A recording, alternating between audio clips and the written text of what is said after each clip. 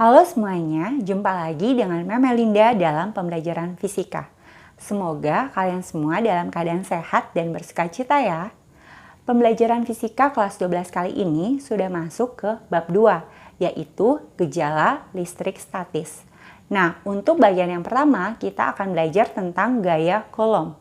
Seperti yang sudah pernah kalian pelajari waktu kelas 9 SMP lalu, bahwa jika ada dua buah muatan listrik yang terpisah sejauh jarak tertentu, maka dua buah muatan listrik itu akan mengalami gaya interaksi yang disebut dengan gaya Coulomb. Nah, hukum Coulomb mengatakan bahwa besarnya gaya interaksi antara kedua buah muatan itu sebanding dengan besar masing-masing muatan dan berbanding terbalik dengan kuadrat jarak antara kedua muatan.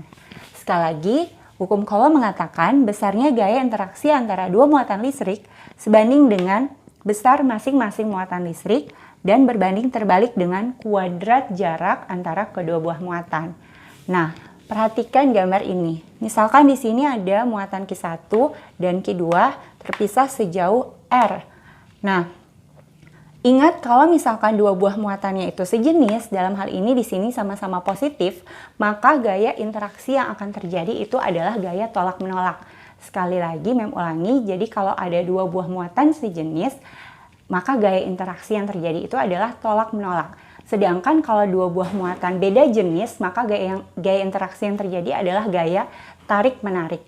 Nah, perlu kalian ingat bahwa gaya Coulomb ini adalah besaran vektor. Sekali lagi, gaya Coulomb ini adalah besaran vektor. Besaran vektor itu adalah besaran yang memiliki nilai dan arah. Jadi, untuk gaya Coulomb ini, karena dia besaran vektor, maka kalian harus bisa memahami arahnya kemana. Jadi kalian harus bisa menggambar atau menentukan arah gaya Coulombnya kemana. Untuk kasus soal yang ini, untuk kasus gambar yang ini maksudnya, ini ada Q1, Q2 terpisah sejauh R. Nah, karena ini muatannya sejenis, maka tolak menolak. Nah, karena tolak menolak, maka ini arah gayanya begini. Ya, ini di sini kita tulis saja ini F12 dan F21. Nah, apa itu F12? F12 itu adalah, ini yang lebih tepatnya ya, F12 itu adalah gaya Coulomb pada muatan Q1 akibat muatan Q2. Sedangkan F21 ini adalah gaya Coulomb pada Q2 akibat Q1. Jadi sekali lagi F12 ini adalah gaya Coulomb yang dialami oleh Q1 akibat muatan Q2. Sedangkan F21 ini adalah gaya Coulomb yang dialami muatan Q2 akibat muatan Q1. Nah, nilai F12 dengan F21 ini bernilai sama ya. Jadi F12 sama dengan F21 yaitu bisa juga dirumuskan dengan F sama dengan K kali Q1 kali Q2 per R kuadrat. F itu gaya Coulomb, ingat satuannya Newton. Q1 dan Q2 itu sama-sama muatan listrik, satuannya Coulomb. R ini adalah jarak antara kedua muatan, satuannya meter. Nah, K ini adalah tetapan yang didapat dari 1/4 pi epsilon 0. Epsilon 0 ini adalah permitivitas hampa. Nilainya 8,85 kali 10 pangkat negatif 12 C kuadrat per Nm kuadrat. Maka didapatkan nilai K-nya adalah 9 kali 10 pangkat 9 Newton meter kuadrat per Coulomb kuadrat. Nah, sekarang jika muatannya beda jenis, jadi misalkan ini ada positif, ini negatif, ini misalkan Q1, Q2, baru ini terpisah sama sejauh R, maka gaya interaksi yang terjadi antara kedua muatan ini adalah gaya tarik-menarik. Kalau tarik-menarik gambarnya seperti ini. Jadi ini F12, ini F21 ya. Jadi kalau ini gayanya gaya tolak-menolak. Kalau ini gayanya tarik-menarik. Ya, untuk pengertian F1 dengan F21-nya sama ya. Jadi F12 gaya pada Q1 diakibatkan Q2 dan F21 gaya pada Q2 yang diakibatkan oleh Q1. Nah, ini karena muatannya beda jenis, maka yang terjadi adalah tarik-menarik. Nah, yang perlu kalian ingat bahwa kalau misalkan muatannya negatif, maka tanda negatif ini tidak perlu ditulis atau diikut sertakan dalam perhitungan. Maksudnya, jadikan rumus gaya kolom itu adalah F sama dengan K kali Q1 kali Q2 per R kuadrat. Nah, jika salah satu muatan atau dua-duanya muatan yang bernilai negatif, maka tanda negatif itu tidak perlu diikutkan dalam perhitungan. Jadi, kalau negatif tidak usah ditulis atau diikut sertakan negatifnya. Jadi, kita cuma pakai besar muatannya saja. Ya, jadi negatifnya tidak perlu ditulis. Nah, seperti ini untuk perumusan gaya kolom. Nah, sekarang kita masuk ke contoh soal. Contoh soal yang pertama. Perhatikan gambar. Di sini ada 3 buah muatan, Q1, Q2, dan diantaranya ada Q3. Tentukan besar dan arah gaya listrik yang dialami muatan Q3. Nah, nanti Q3 akan mengalami gaya listrik yang diakibatkan oleh Q1 dan Q2. Nah, sekarang kita gambarkan dulu arah gaya listriknya. Untuk yang pertama, gaya pada muatan Q3 yang diakibatkan muatan Q1. Karena Q1 positif, Q3 negatif, maka gaya listriknya adalah gaya tarik-menarik. Perhatikan arahnya. Jadi begini, karena tarik-menarik. Nah, ini kita tulis F31. Sekali lagi F31 itu adalah gaya yang dialami Q3 akibat Q1. Sekarang Q3 dengan Q2. Nah, karena Q3 negatif dan Q2 positif, maka gaya yang terjadi juga tarik-menarik karena beda jenis ya. Jadi begini arah panahnya. Nah, ini tulis F32. F32 ini artinya adalah gaya pada muatan Q3 yang diakibatkan oleh muatan Q2. Nah, sekarang kita akan cari F31 dan F32-nya dulu berapa. Tapi kita tulis dulu yang diketahui di sini Q1 sama dengan 30. Nah, ini mu C ini artinya adalah mikrokolom. Nah, mikrokolom ini harus kalian convert atau ubah dulu ke kolom ya. Ubahnya adalah 30 mikrokolom sama dengan 30 kali 10 pangkat min 6 kolom. Atau kalau mau ubah ke notasi ilmiahnya jadi 3 kali 10 pangkat min 5 kolom. Untuk Q2 itu 60 mikrokolom sama juga dengan 60 kali 10 pangkat min 6 atau negatif 6 kolom. Jadi kalau mikrokolom, ubah ke kolom itu kali 10 pangkat negatif 6. Atau ubah ke notasi ilmiahnya jadi 6 kali 10 pangkat min 5 kolom. Untuk Q3 itu adalah 5 mikrokolom. 5 mikrokolom jadi 5 kali 10 pangkat min 6 kolom. Nah, untuk jaraknya, jarak antara Q3 dengan Q1 itu di sini tulis saja R31 30 cm. Ini ubah ke meter jadi 0,3 atau ke bentuk notasi ilmiah jadi 3 kali 10 pangkat min 1 meter. Min 1 ya. Nah, untuk R32 atau jarak antara muatan Q3 dan Q2 itu 60 cm. Ini jadi 0,6 meter sama dengan 6 kali 10 pangkat min 1 meter. Nah, kayaknya nilainya ini ya, tetapan. Sekarang kita mau cari berapa gaya resultan. Ya, kita tulis saja FR ya, berapa gaya resultan yang dialami oleh muatan Q3. Sekarang, pertama kita cari dulu berapa F31-nya. Nah, F31 itu berarti K kali Q3 kali Q1 per R31 kuadrat. Begitu ya penulisannya. Ini setelah itu masukkan nilainya, kayaknya 9 kali 10 pangkat 9 kali Q3-nya 5 kali 10 pangkat negatif 6 kali Q1-nya 3 kali 10 pangkat min 5. Oh ya, ini kan Q3-nya di sini ditulis negatif ya, ini negatif. Ini juga berarti negatif. Ya, karena muatannya negatif. Tapi ingat tadi di perhitungan tanda negatif ini tidak perlu diikut sertakan. Jadi tulis saja 5 kali 10 pangkat negatif 6. Tidak usah ditulis negatif 5. Ingat ya seperti itu. Nah, R31-nya 3 kali 10 pangkat min 1 dikuadratkan. Berarti ini jadi 9. Ya, Mem tulis seperti ini dulu ya. 9 kali 5 kali 3 kali 10 pangkat 9 tambah negatif 6, 3 tambah negatif 5, negatif 2 ya. Per 3 dikuadratkan 9 kali 10 pangkat min 1 dikuadratkan 10 pangkat min 2 ya. Jadi ini min 1 kali 2. Jadi 10 pangkat min 2. Nah, ini 9 dengan 9-nya habis dibagi. 10 pangkat min 2 dengan 10 pangkat min 2-nya juga habis dibagi. Maka kita dapatkan nilai F31-nya adalah 5 kali 3, 15 Newton. Kita sudah dapatkan ya, ini F31. Sekarang kita cari untuk F32. Berarti kalau F32 jadi K kali Q3 kali Q2 ya. Karena F32 per R-nya 32 kuadrat. Berarti ini K-nya 9 kali 10 pangkat 9 kali Q3-nya 5. Ingat negatifnya tidak perlu ditulis ya. Kali 10 pangkat negatif 6. Kali Q2-nya tadi 6 kali 10 pangkat negatif 5 per ini 6 kali 10 pangkat min 1. Jangan lupa ya dikuadratkan R-nya.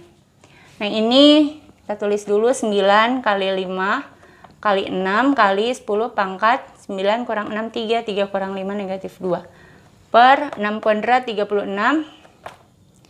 kali 10 pangkat negatif 2. Ini 6 bagi 36 bagi 6, 9 dengan 6, 3, 2. Ya, maka jadi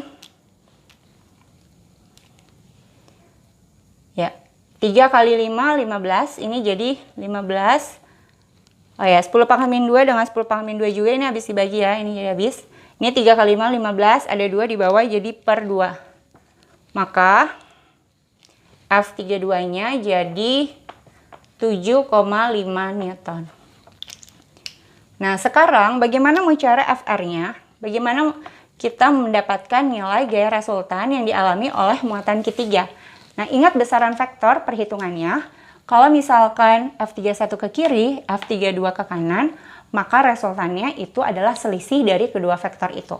Sekali lagi, kalau kedua vektornya itu berlawanan arah atau membentuk sudut 180 derajat, maka resultan vektornya adalah selisih dari kedua vektor tersebut. Ya, jadi selisihnya. Kita lihat di sini F31 lebih besar dari F32 ya, jadi tulis saja F31 kurang F32.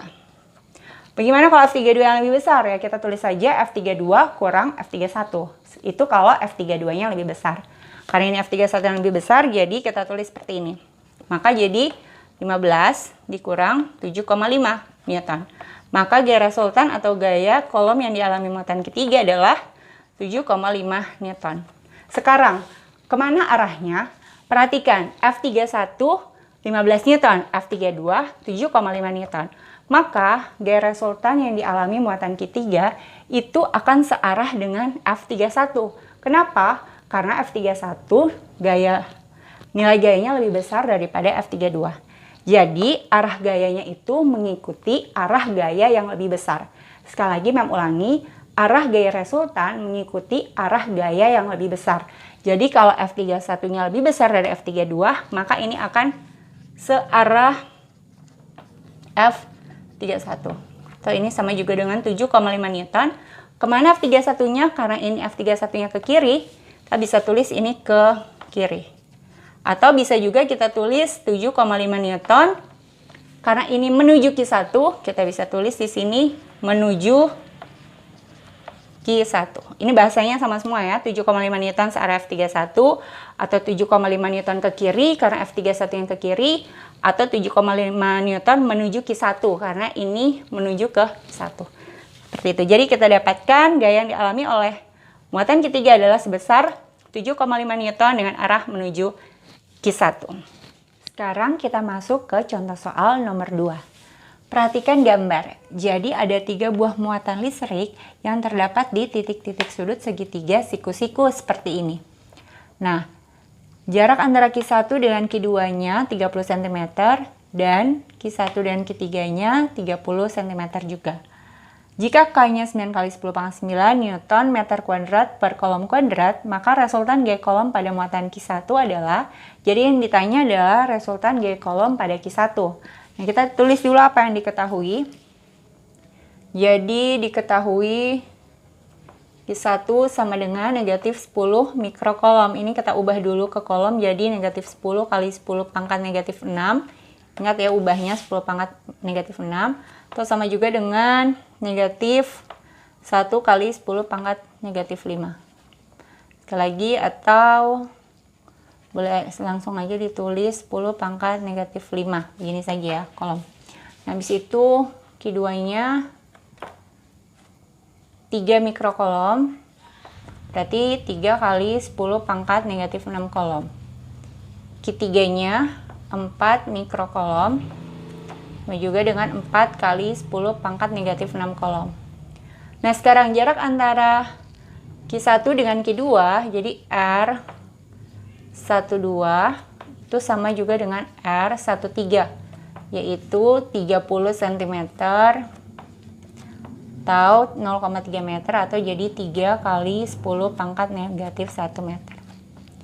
Nah, sekarang yang ditanya adalah gaya kolom pada muatan Q1. Nah, muatan Q1 ini mengalami gaya interaksi dengan Q2 dan Q3. Jadi kita gambarkan dulu gaya interaksinya arahnya kemana. Untuk gaya pada Q1 yang diakibatkan Q2, karena ini negatif, ini positif, maka ini tarik-menarik ya. Jadi ini kita tulis F13 ya. Jadi gaya pada Q1, ini Q12. Jadi F12 ya. Jadi ini adalah gaya pada Q1 yang diakibatkan oleh Q2. Kalau Q1 dan Q3 ini negatif dengan positif juga tarik-menarik, jadi arahnya begini. Maka ini jadi F13. Gaya pada Q1 yang diakibatkan muatan Q3.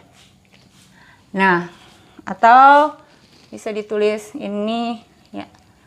Kita tulisin saja lagi. Jadi ini F13, ini F12, ini F13. Nah, ini tegak lurus. Sekarang kita cari dulu berapa nilai F12-nya ya. Jadi K kali Q1 kali Q2 per R12 kuadrat. Maka jadi 9 kali 10 pangkat 9 kali Q1-nya tadi 10 pangkat negatif 5. Sekali lagi tanda negatifnya tidak perlu diikut sertakan. Baru ini kali Q2-nya 3 kali 10 pangkat negatif 6 per R12-nya itu adalah 3 kali pangkat 10, 3 kali 10 pangkat negatif 1, jangan lupa dikuadratkan. Maka ini jadi 9 kali 3 kali 10 pangkat 9 kurang 5, 4, 4 kurang 6 negatif 2, ini 3 kuadrat 9 kali 10 pangkat negatif 2. Ini habis dibagi ya, jadi 9 dengan 9-nya habis, 10 pangkat negatif 2 juga habis dibagi. Maka kita dapatkan nilai F12-nya adalah 3 Newton. Nah, jadi kita sudah dapat nilai F12-nya 3 Newton. Sekarang kita cari berapa nilai F13. 3 kali Q1 kali Q3 per R13 kuadrat. Jadi 9 kali 10 pangkat 9.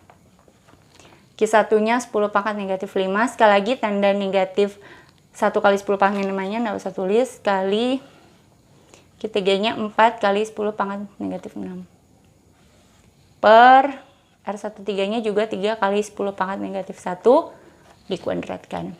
Ini bisa kita tulis lagi 9 kali 4 kali 10 pangkat 9 kurang 5, 4, 4 kurang 6 negatif 2.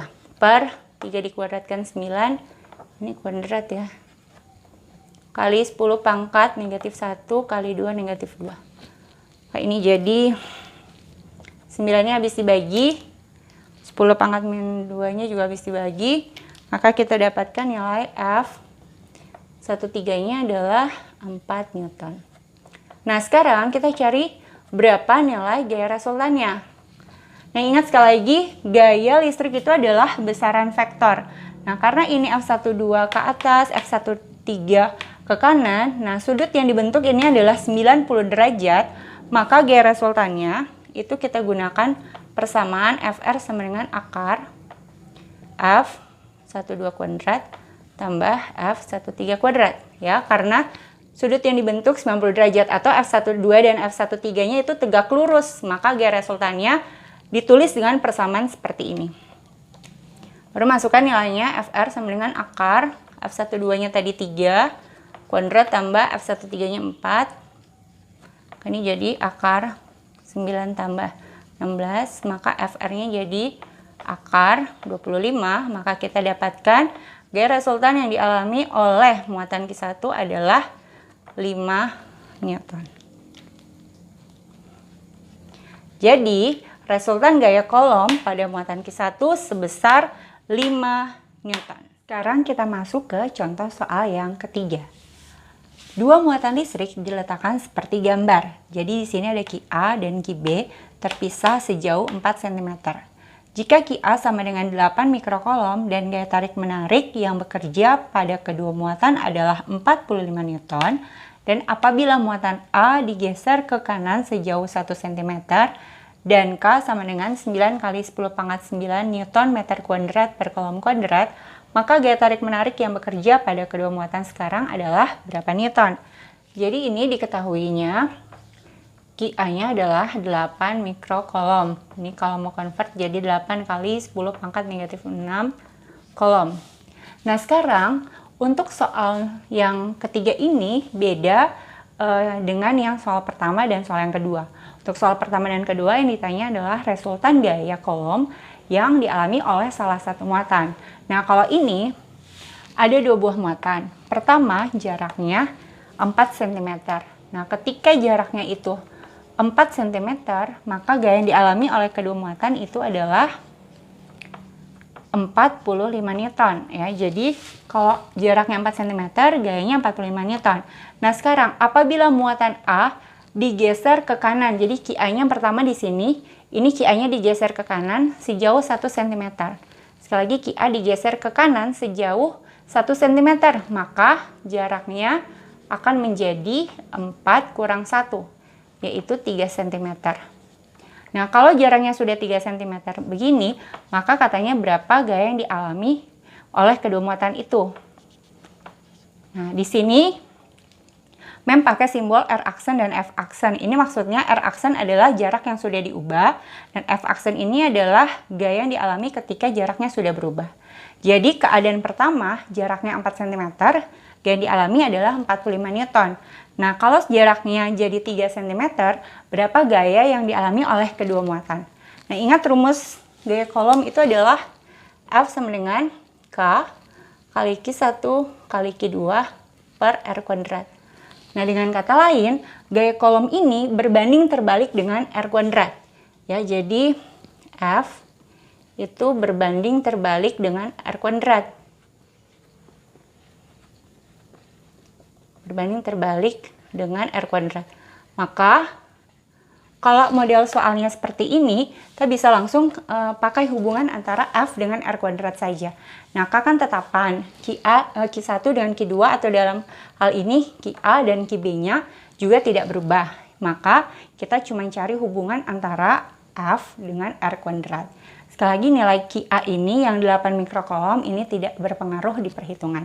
Jadi cuma cari hubungan F dengan R kuadrat. Nah, kita tulis karena berbanding terbalik, maka bisa ditulis F aksen per F sama dengan R per R aksen kuadrat. Begini cara penulisannya ya, rumusnya. Ingat, F aksen ini per F sama dengan R per R aksen dikuadratkan. Ini ya, berbanding terbalik. Nah, maka yang kita mau cari di sini berapa nilai F aksennya ya. Maka F aksen per F-nya 45 Newton. R awalnya itu 4 cm dan R aksennya itu 3 ya.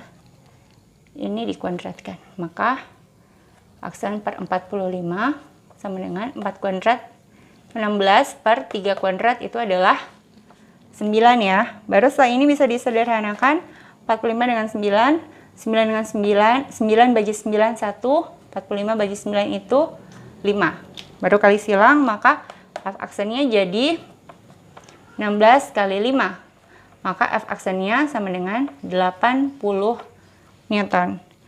Jadi, gaya yang dialami oleh kedua muatan ketika jaraknya menjadi 3 cm adalah 80 Newton. Demikianlah pembelajaran fisika kali ini. Kiranya dapat bermanfaat untuk kalian semua. Terima kasih dan Tuhan memberkati.